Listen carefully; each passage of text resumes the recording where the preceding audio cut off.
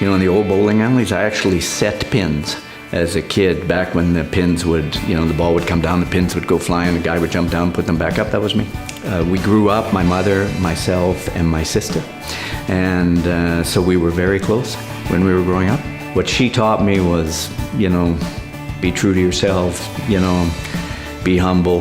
My father was one of the very first to pioneer in what is still called directional drilling.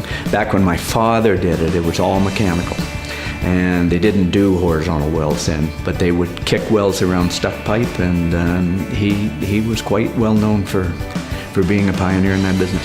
The impact on a company's fundamental strategy and fundamental business model may well be adversely affected, or at least significantly affected, by the advent of technology. And boards have to understand that and have to respond to it. And because if you don't, it could be fatal. Technology affects a lot of industries, probably every industry. But you know, just a couple of examples. In the drilling industry, it's automation. Fewer people on the wellbore, remote closed-loop drilling.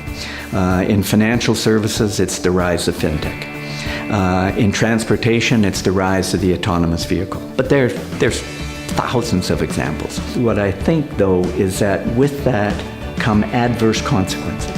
And one of the most important is that in our organizations, the advent of technology, in some companies, especially labor-intensive organizations, the result is permanent and substantial job loss. And you know, that's having a big societal impact. We see it already in North America, and we'll continue to see it.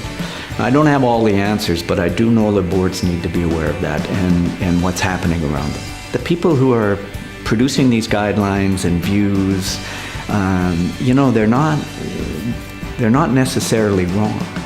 I think you can't just take an adversarial approach and say, doesn't matter.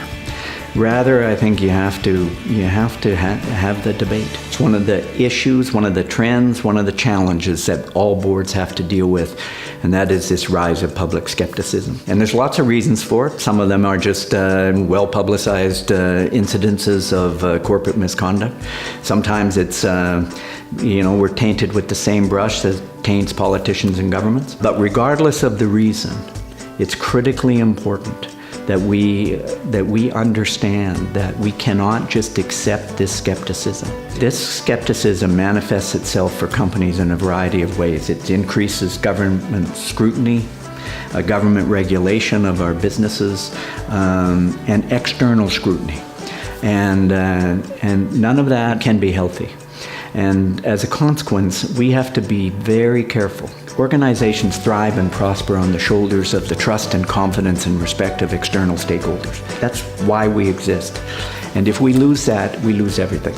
And as a consequence, we have to work very hard to develop and sustain that confidence. And that's why governance matters. There are a lot of things board members and boards have to get right and focus on.